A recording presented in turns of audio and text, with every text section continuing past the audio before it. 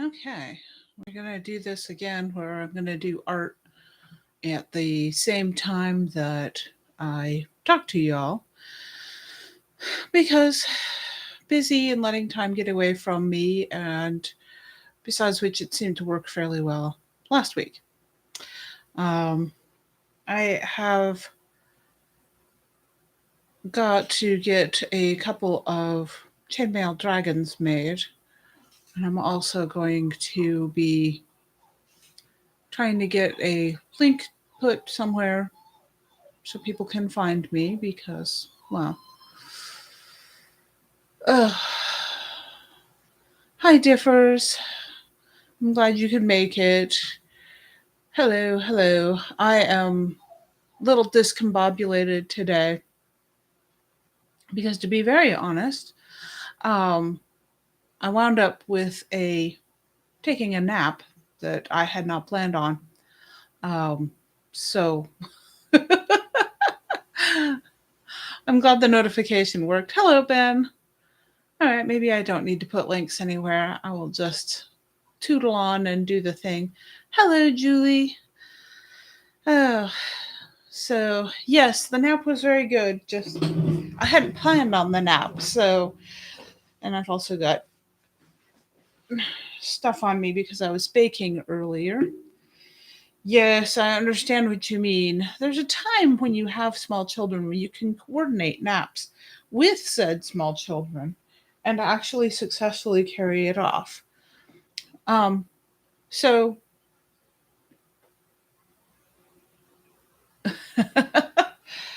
ooh, that's a good one, Kermit. I like that. Um, yes, indeed.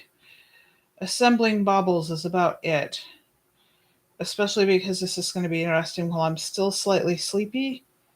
Because where I start with these is with these itty bitty little rings, and seeing what I'm doing while I'm still half asleep is so. So you can see if it'll focus on it. I am starting out. I always start out with the smallest rings that are closest to the dragon's tail, and right at the moment, I'm wishing I had a brighter light. Which normally, I'm not looking for a brighter light while I'm doing this, but today my eyes feel old. We had a storm pass through earlier, and all of us have been feeling it for a day or two. I am now at the point where I feel the storm. So, ah, Ben, the update, the last I heard is that we had managed to get him to just a little over $30,000, which is very close to the end stretch goal for it. He, I keep telling him he needs to. Excellent, thank you, Kermit. Um, I keep telling him he has to plan on more than he thinks he needs because first of all he's going to have to set aside taxes, and secondly there will be unexpected expenses. Um, Currently the trial date has been moved, but this happens fairly regularly because it's happened multiple times over the last 2 years.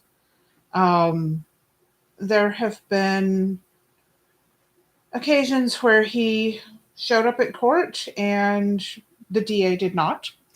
There have been occasions where he showed up and was where he was told to be, and they had sent him to the wrong court with the wrong judge who had no freaking idea what was going on.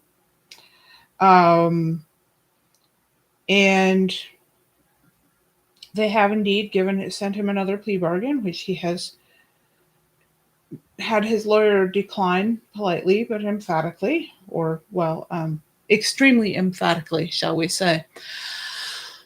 Oof. Um, it's it's not a good situation. he's tense, he's exhausted, he's been exhausted for 2 years, and it just keeps dragging on and on and on. Um, I will say that his reaction right now to the whole situation with the donations coming in and people sending more and more and more to Jim for the raffle, he is he is humbled and he's not sure how to take it, and we are we are unsurprised because he is something of um, something of a unique situation where he is able to write the way he does, and because of that, I think a lot of people had knew about him that he didn't realize knew about him. Um, if I'm stumbling over my words, it's because I would like to talk freely and I don't want to say anything that I should not. Um, so, but I do know that watching his face as all of this is happening has been heartwarming because he's realizing that um, he's got he's got a lot of friends, and that's been really good to see. Um, he's been not going this alone because obviously um, there's been those of us that are nearby have known and been supportive, but I don't think he realized the ramifications of um, going public. He really did not want to go public. He's not happy about that part, but I I think that having done so, he's realizing a lot more. Now I'm fighting with these little teeny tiny rings. He is absolutely prefers to give than to be given to. This is making him very uncomfortable, but it's the kind of uncomfortable hill that he will get over. And and he's going to be deeply grateful for it. He already is. It's the fact that he's got almost everything that he needs even now. And I know that there's going to be more coming because um, we know people are sending checks to Jana's shop, which, by the way, if any of y'all are listening and you plan to send in a check rather than contribute online, there will be a new address put up on Jim Curtis's blog because Jana is going to be having her mail forwarded, so she won't be at the shop for a few weeks. And she's going to be in Dickens Fair. It's in San Francisco selling those amazing capes that she makes. And so her mail will be forwarded, which means that if you send checks to the shop and you haven't already sent them, there's a possibility that they may wind up traveling quite a ways before they get to where they're supposed to be. Um, which I mean, it can be done, but it's not ideal. So Jim is actually going to be putting up his address for checks to be sent to. Okay, what I'm doing is so small right now that you're probably not going to be able to see it real well, and this is not the best webcam for it. But that's the end of A Dragon's Tale. I opted to make Phoenix dragons um, so that, oh no, Ben, if it's already in the mail, that's fine. She's not leaving the shop for a week and a couple of days. And we will be at the shop, just not the mail coming too. So if it's already been sent, no problems. It'll be here in plenty of time. So yes, this is one of the blessings in a delay, but honestly, we were talking about it today because I had made really yummy snacks from a recipe from Joelle Presby for her Eat This, Will You Read That? So if you take a look at my blog, there's a lovely recipe for a fried dough, which becomes basically a donut. Um, I made up a batch of those, and there was no way that they were going to get eaten at my house without all of us hurting ourselves. So I took a container of them over to the blanket fort because there's usually people hanging out there. And so we were talking about what's going on and everything. And it was brought up that it would sure be nice if the DA gave up under increased pressure and visibility because some people know about it now that didn't know about it before. And there are people in a position that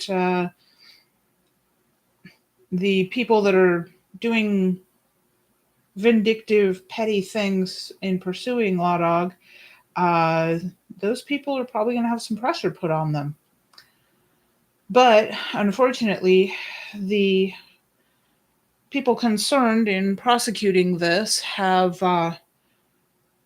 made public points about not dropping the charges, so that is an unlikely outcome. It would be the ideal outcome. I mean, it would suck after all of this, but um, if things just were able to be swept under the rug.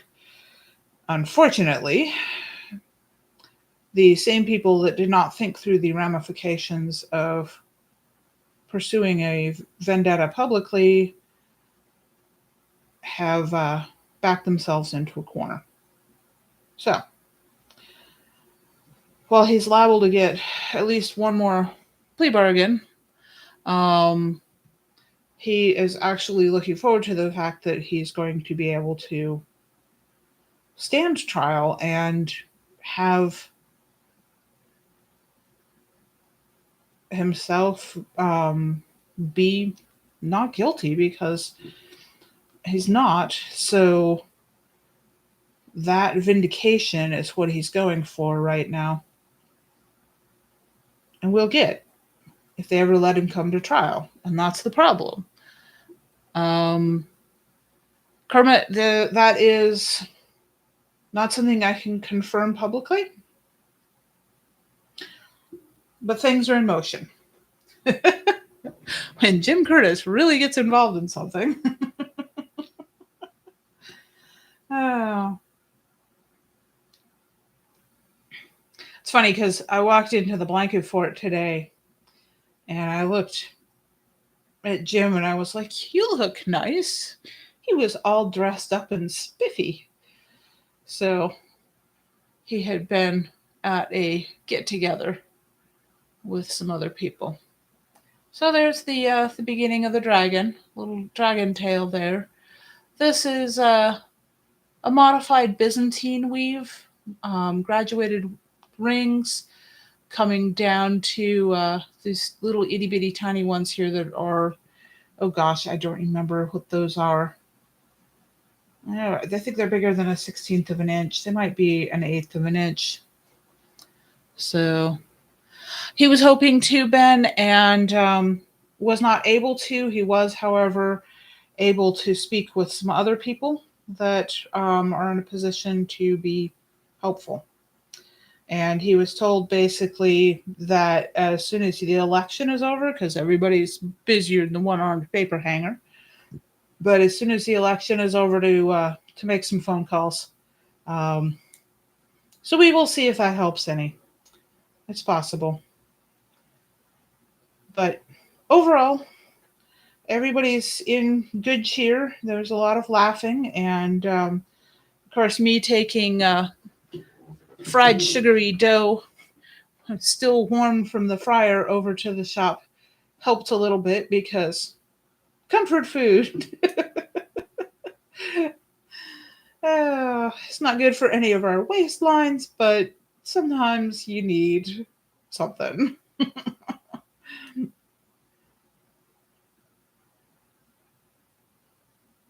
Yeah, we were originally planning on doing opening the blanket fort to the public tomorrow, but with the weather and everything that's been going on, and John is just frankly exhausted prepping for Dickens, um, we opted not to do that, which I am just as happy with because I came home and puttered around for a little while and then decided I would lay down for a short nap, and it was not a short nap. So I suppose I needed that. This is always what Sanford tells me when I'm like, I should not have taken that nap that long. He's like, well, if you slept that long, you needed it. And I'm like, all right, I'll take that. Try not to make myself feel guilty. Okay, so that's the tail of the dragon done, and I'm going to be. I've got these wings that I'll be using for the dragon wings. These have feathers printed on them, and don't know how good the color is going to come through here, but they're orange. And yes, everybody tells me they look like fishing lures. And I did actually look it up, and indeed, the blanks of um, the scale mail are originally modeled on fishing lure pieces. So, but these are a anodized aluminum with laser etch designs on them. I get my wings through the ring. Yeah, wings through the ring lord. Can't say that. This is a design that I created about. Oh gosh. Well, I created this when Sanford and I got married because I wanted something to give to the wedding party. And the little dragon design came to me, and I created, oh, I don't know, about 15 of them originally for wedding party gifts because I wanted something for the people that, yes, Bren, worms, little metal worms. Um, I wanted something for the people that were going to be part of the wedding at LibertyCon. So I wanted to give them a unique gift, and the dragon design seemed like a good idea. There's a bunch of chainmail dragons out there. Ooh, that ring is not good. Um, you get to know after a while there's a certain amount of resistance when you bend the ring, and if the ring bends too easily, something's wrong with it. So I won't use that one. Um, but the other chainmail dragons that are out there are a lot larger and complicated. And when I had seen the wing design, not these with the feathers, the other wing design I use is a actually it looks like a dragon wing. I wanted to incorporate that into a little chainmail creature, and it was something that I could do for both men and women because I knew I could rig the dragons to become a pendant. Um, Indeed. Yes, I've thought a few times that I should actually rig a chainmail dragon with a treble hook and see how well it works. I think because the chainmail dragons are usually made out of anodized aluminum rings, that they would probably come apart if a really big fish bit down on them and fought trying to be brought into the with the fishing line. But I've never actually gotten around to doing it. You could probably take it apart just as easy. I mean, if you carry it a multi tool, the two pliers is an easier way of manipulating chainmail, but there are different ways to do it.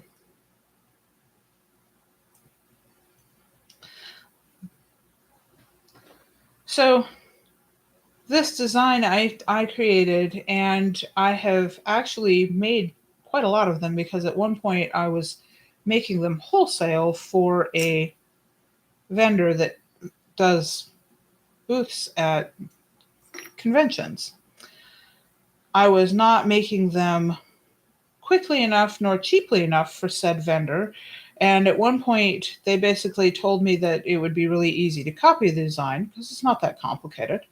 And at that point, I stopped selling wholesale to them and also pretty much stopped making them myself for quite a while because they're not. Um, that is definitely the other broadcast permit. Oh, but the little dragons, I don't make that much anymore because in order to charge what they're worth, I don't know that the market would bear. Um, so I kind of got out of the habit. And then when I was living in the apartment doing this, which those of you that work with weapons will recognize what this is. Um, it's not meant for making jewelry. It's just super convenient for keeping everything organized, uh, which is kind of the point, I think. um, so yeah, I'm not making these routinely. So I'm not going to say these are the last two dragons I'll ever make because that's probably not true. But I wanted to make something special for the raffle for Law Dog.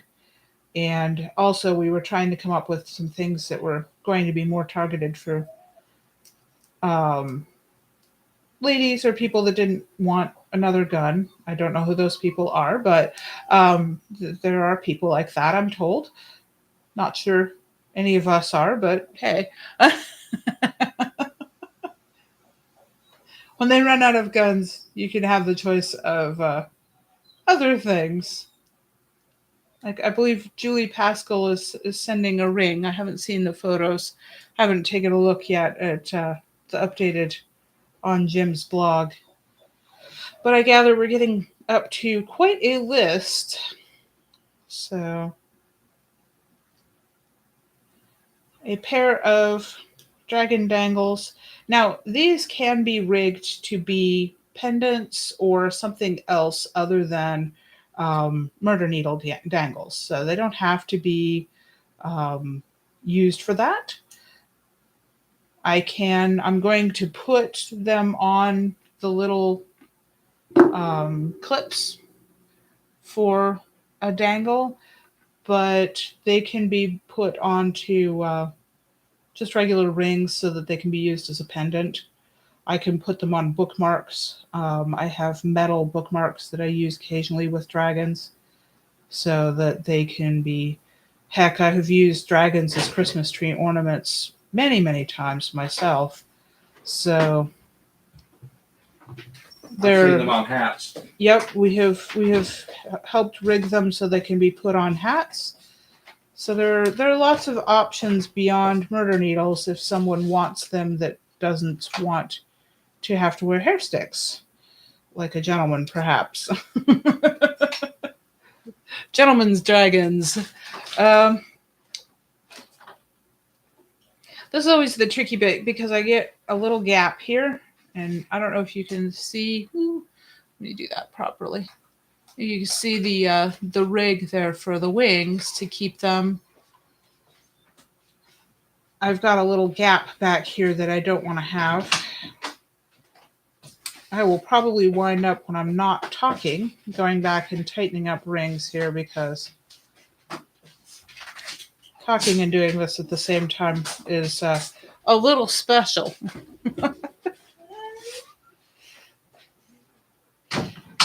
Now the dog is agitating for Sanford to go out with her. I don't know if you heard the squeaky little yawn, but that was actually the dog wanting to be up and out, and it's presumably stopped raining because I'm not hearing it anymore.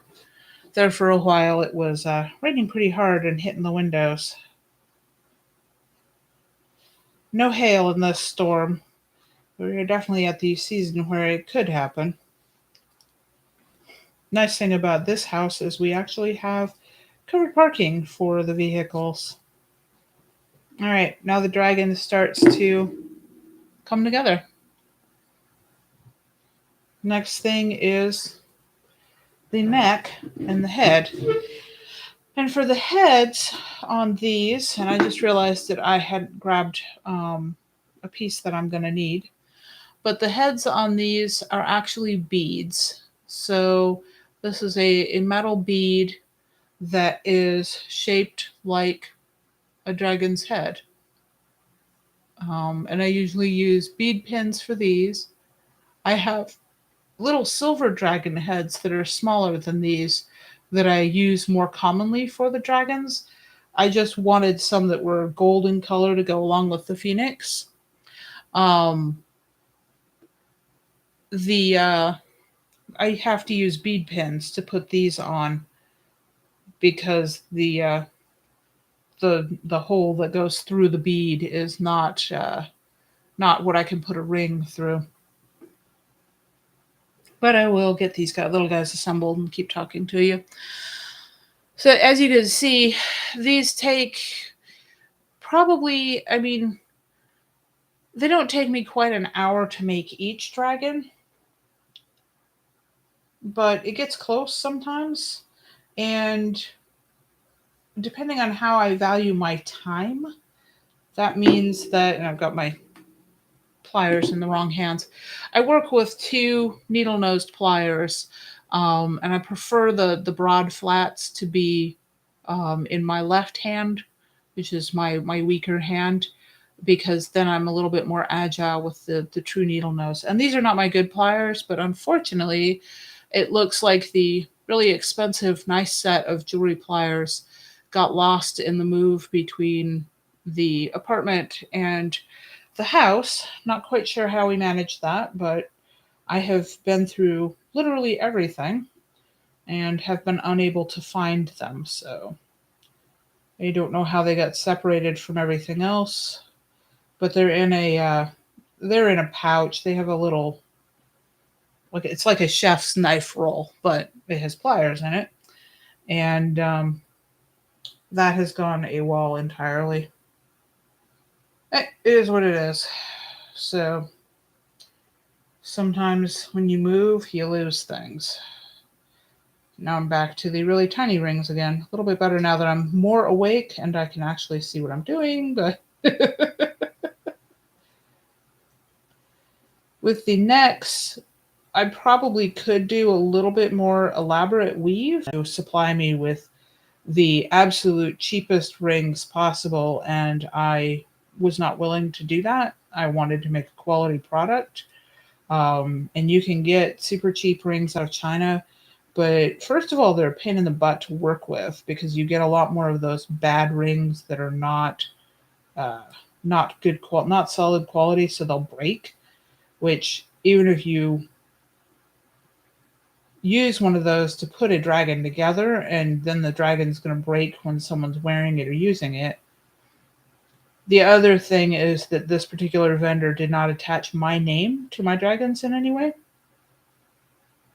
Which, if I was making sucky quality dragons, would have mean that they would have had a bad reputation, but as it turns out, they already had that bad reputation. I just didn't know about it until later. Because I didn't run in the convention scene all that much. But yeah, no, I wasn't willing to do cheap Chinesium crap. Well, sorry guys. Didn't look up in time to see that it was buffering. I'm glad it's back. I'm wondering if it has to do with the storm, because I have fiber optics, so I should not be buffering on my end. It isn't the same thing as not buffering. It just shouldn't be, because I have the good internet.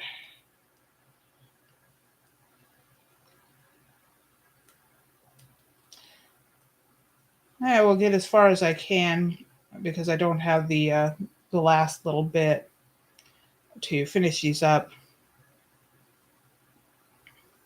And I could either work on the other one or draw or just yeah, it could be the weather. We've had this ugly storm that's mostly hitting, I think, to the north of us,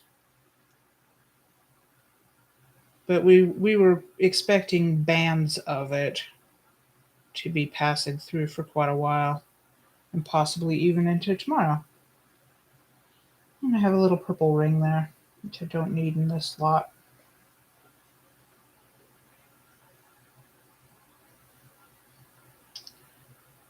And about now, I'm thinking I really need better lights.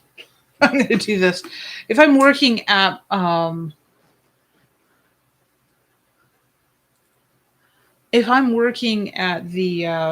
my art desk, then I have a targeted light that comes down and puts my light space right on it. And I was thinking I'd be okay in here because the light's over my desk, but it's up there and I am not. So I'll tell you what, I'm going to set that aside and move the camera. So, okay, have to look there, but also there. So I'm gonna really move the camera.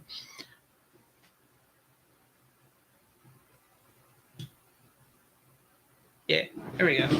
Now I can see the chat and be more or less looking at the camera because I know that not looking at the camera is a little weird, but oh, let's see here. Yeah, I don't have a big magnifying glass. I have one of the little helping hands things with the little pinchers, which is fun, and I don't actually use it all that often because chainmail, as you can see me flexing my hands now, is a very hands-on thing. I haven't done that in a long time, and my hands are like, ow.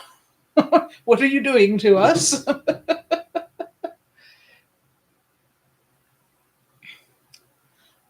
Face, yes. Yes, there's my face. I am still scarred up from all the rashing. I was working in the garage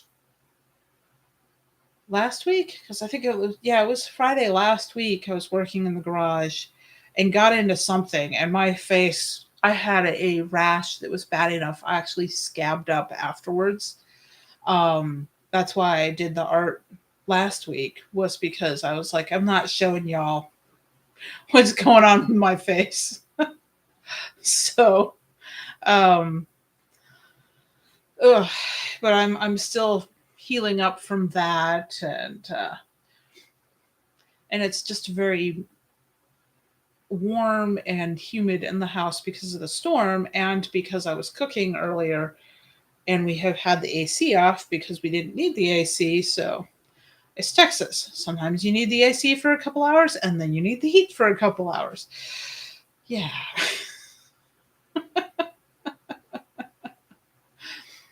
So yeah, I'm probably to the point where I need to have more magnifying, more light, and also I'm beginning to think I may have to redesign the dragon a little bit so I'm not working with maybe those teeny tiny little rings. I tried to teach my kids how to do these, and my kids, all three of them attempted this and were like, nope, not doing that. So it's not that complicated because it's Byzantine, which is really one of the easiest beginner level chainmail weaves, but it does require focusing really tightly and just some really gentle, careful movements as you're opening and closing little metal rings. So I never got into this enough that I was going to make my own rings. That's a whole other. Yeah, it does require a lot of fine motor skills. I used to do more chainmail and got into doing some really fun weaves, but I just realized very quickly that um, if I was going to buy quality materials, but not high enough end materials to be considered fine art jewelry or fine jewelry, that I was never going to be able to get the price for them that was going to warrant me spending the time on them. This is the problem with any kind of crafting, is that by and large, and this doesn't always hold true, but by and large, what I have seen from crafters at craft fairs is that they are not paying themselves much for their time. And as a matter of fact, I have seen crafters selling stuff below cost of material, which is always like, how do you justify that? Because, yeah, it doesn't make financial sense. The economics of crafting are that it is, in order to make it worthwhile, you have to not value your time. So you'll see a lot of crafters are people that are disabled, stay-at-home moms, retired. So the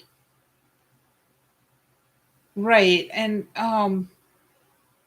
so it's one of those things that it frustrates me because I see people doing this and they don't value their time, they don't value their work. And yes, I'm perfectly aware I am guilty of that as well. But you get to a point where um,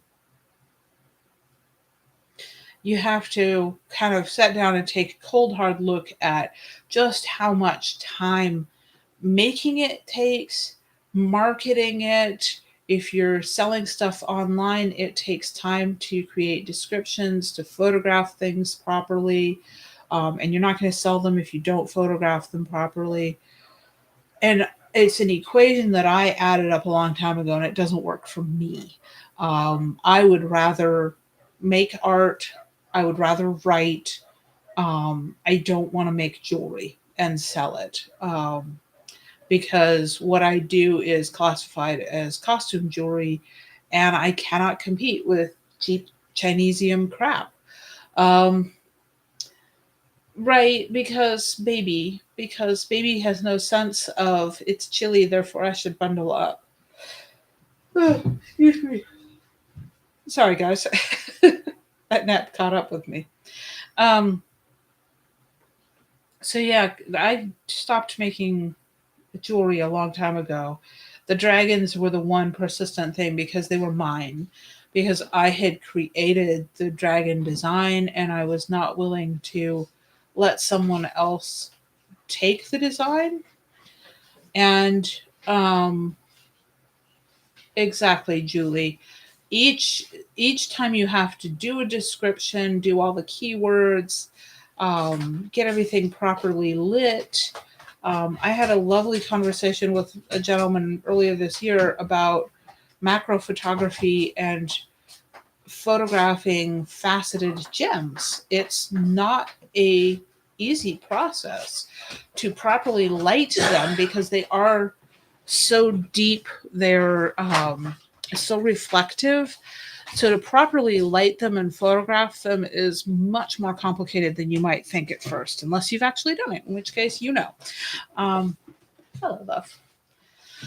So jewelry is one of those things that I suppose if you have the niche for it, if you're willing to charge your value and you have a market that will pay the value, then absolutely. But otherwise, um,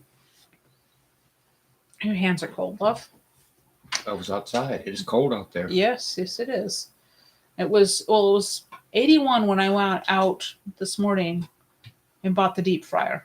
It's about 40 out there now. Yeah, it has plummeted during the day. It dropped about 20 degrees within an hour as the storm was coming in.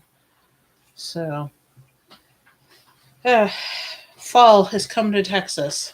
Of course, I can live with it because we get 70s most of the time, both occasional dips into the burr. That's too cold. So, yeah, Kermit says it's 54 there. So these aren't the last dragons that I will make, but I wanted to make dragons for Law Dog, And I thought that the Phoenix Dragons would be a really nice design to do, given the circumstances that I'm making them for. Um, and yeah, I mean, we'll see how things go. I'm hopeful. Having this much support for him is really heartwarming. It is. It's just wonderful to see the outpouring of support for him, and it's going to make what's a really tough situation a little bit easier. Um,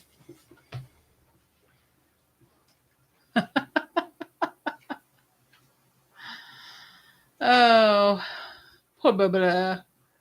So, yeah, Julie, it's so hard to photograph faceted stones. You really do need that ring light and sometimes backlighting.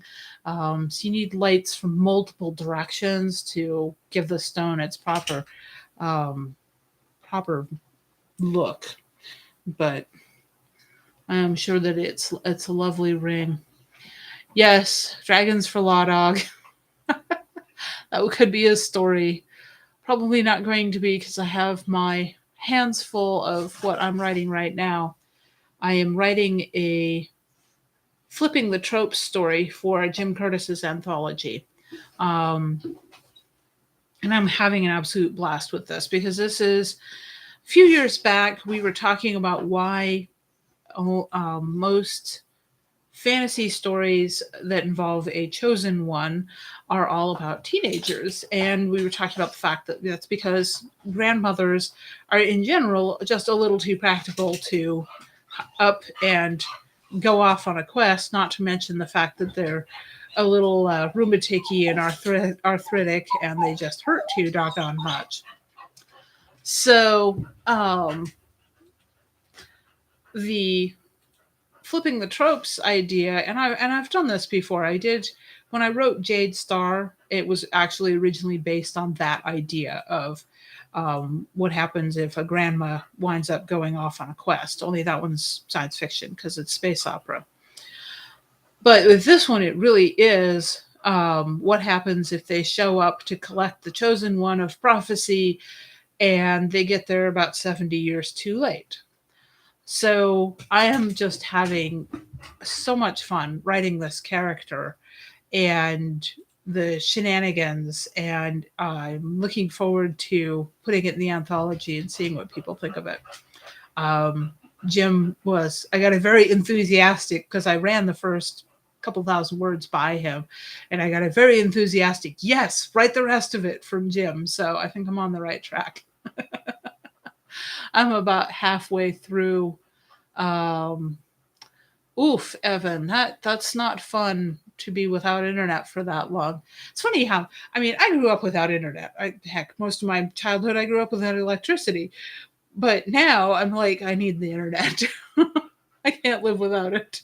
I could, but I mean, it would not be fun.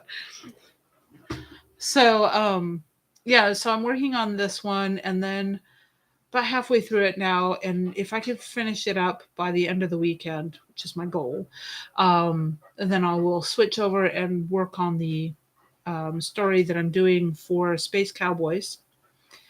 And I've got a bunch of stuff that I've got a bunch of stuff that I want to write, that I want to publish. I will put out the sketchbook from this year's Inktober, and it's going to be a labor of love. The art books don't sell well here, and I was just talking about valuing my work, but I have to be. Actually, I don't have to be. So, because I don't rely on the writing and the art for income at this stage of my career, I don't have to be absolutely ruthless in that equation of if it doesn't give me the right return on investment for my time, then I'm not going to do it. Which means that I can do some experiments at this stage. And I know that the art books don't sell well. But on the other hand, why not? I mean, I'll put it out in time for Christmas, and it can be used as an adult coloring book. Um, and frankly, I think I did some really good art for the last couple of years during October because I was really pushing myself. Um, so I think that I will continue to do some things that are a little quixotic without necessarily stopping to count all of the costs involved in my time in formatting and layout and then publishing, um, because the art is still a work in progress and will be probably for the rest of my life. Um, so the fiction, well, I mean, Zombie Maggots is not selling well, but that's my own fault. We were talking about this at the blanket fort the other day. I shot myself in the foot with that one because I was being clever with the title, and the title puts readers off. So, by having used the title I did, I know for a fact that there were multiple readers that told me they weren't going to buy it based on that because it squicked them out. And I'm okay with that. That's fine. I'm not going to push anyone to buy it that is like, ew, ooh, gross. Um, but I think had I used a different title, because the um, the stories inside are not terribly graphic. The first one is a little more so, the second one, not at all. So I think had I used a different title, I probably would have sold more copies of that. That's okay. Live, learn, moving on. Um, Evan, I think that's because I can't stay focused on one thing for any length of time. I mean, I'm bouncing all over the place. I will be bouncing further as life goes on because I have two straight up mystery novels, um, plotted and partially written at this point. Um, well, plotted is a strong word for the beginnings are there. One of them will be a sequel to Memories of the Abyss, as in sequel as in 25 years later. Oddly enough, when she's a little old lady. I don't know how I got started on doing little old ladies, but I have. And the other mystery novel is the one that I got into, realized that I had to do massive amounts of research in order to properly write about Cold War era espionage and do it well enough that people that are close to me were not going to throw the book at my head.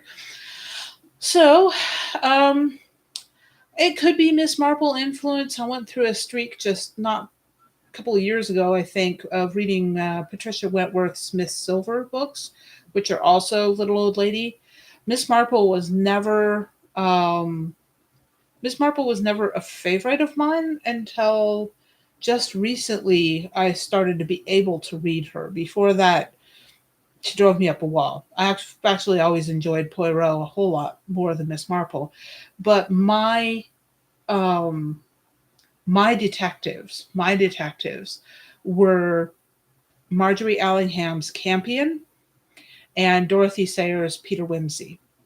Those are the mystery series that I have read over and over again. I was utterly delighted a couple years ago to discover that they had made TV adaptations. BBC had for both of those, um, which are, I mean, they're not as faithful to the book, but those books I've read copies of them to pieces. Um, so Jeffers, it took me a second reading that of your son is in a fit to realize that you meant you were talking to Kermit, not me, because mine is being very, very quiet, which when they get to be a teenager is less deeply suspicious than when they're a toddler. When they're a toddler, silence is not good. So anyhow, I've probably always known that I would eventually write mysteries. But well, I mean, I wrote deliberately so wrote the noir detective into Lom for Pixie Noir, even though he's not as much a detective as he is something else.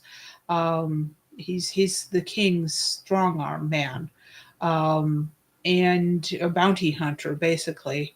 Um, but I did channel, having read a lot of Mickey Spillane and Dashiell Hammett and Raymond Chandler, into that. Um, and I did write an actual police procedural with Snow in Her Eyes, and then later Possum Creek Massacre. So confidential agent is a good word there. I um, So he's a con man. yeah, in some ways he's a con man. Sanford and I have talked about going backwards with Lom and writing stories from before Pixie Noir. And as a matter of fact, because he is somewhat timeless and ageless, we could go back and do historical stories with him in it, um, which would be fun to do. I mean, it's Lom without Bella as his external conscience is a very different Lom. So it would be really interesting to do, and it might be a little bit more difficult for me to get my head into. Right now, I seem to be writing a lot more light, fluffy, hopeful stories, which is fine.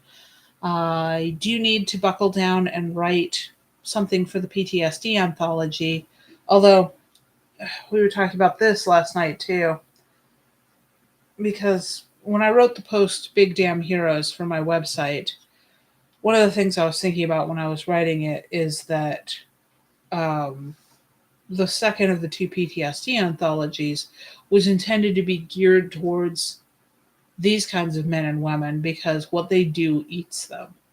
And I know that it has um, that same ringing on long term complex PTSD effect.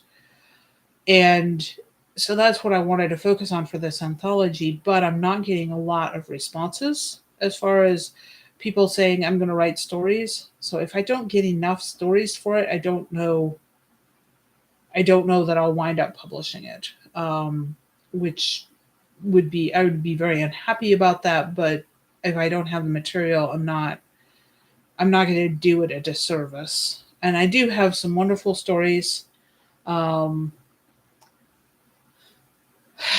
but we still have until the end of the year. I'm accepting stories, and it's open submission through December 31st. So maybe I'll be surprised and get a bunch of stories at the end of the year. I need to sit down and write mine.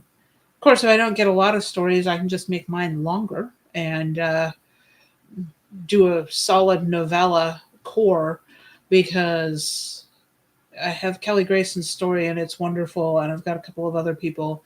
So yeah, um, yeah, and I get that, Kermit. I think that that's the case with a lot of people that are writing for this one. And we were talking about this with Law Dog today on the Law Dog Files. He was trying to come up with other people that have written like he does, with the more lighthearted anecdotes about police work. And there was evidently one blogger that was doing that sort of thing, and his department found out about it and shut him down and would not allow him to do. Um, Evan, you do not have to deal with PTSD yourself in order to be able to write about it. If you have experience with someone who's dealing with it, writing about it from the external looking in um, is equally as valid and helpful. The point of these anthologies was to map out routes to living life. I'm not going to say to recovery because that may not be possible in some cases. What I am going to say is that they absolutely must have hope. Um, too many people lose their struggles with their demons, and giving them weapons to fight those off. If fiction does help in this case, so um, it is one little thing that I can do that might possibly give people an idea of what someone that they love is going through. That might be able to give somebody the ability to the main premise aside from PTSD is hope. The stories have to model healing, and they have to end on a hopeful note. So the second of the PTSD anthologies is going to be focused on complex PTSD. So it's the kind of repeated trauma exposure that law enforcement goes through, that emergency medicine workers go through, that survivors of abuse um, and just repeated traumas. That kind of thing is what this anthology will be focused on. Military was the focus of the first anthology. So while I'm not going to say no to a military focused story, I would prefer the focus not to be there. You okay over there, honey? I will have to look that up, Julie. I've not heard that one. So the title of the second PTSD anthology, I'm planning for it to be called But Not Broken. And the foreword will be, I'm going to rewrite my essay on Kintsukuroi and the art of mending broken pottery with gold. Taking the scars, the brokenness of pottery, which can't heal and regrow, but it can be mended and made into high art through the use of a valuable. Hopefully, you guys can still hear me. Or since it's that time, I make a house, so that's probably something on my end.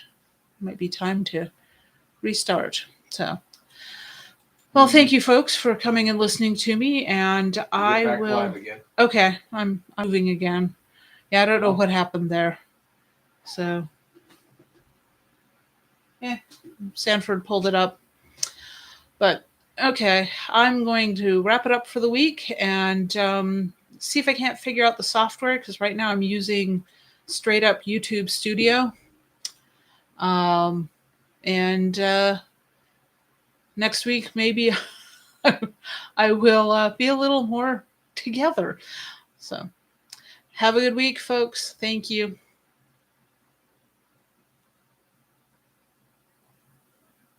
Yep, you have got time, Kermit. You've got time.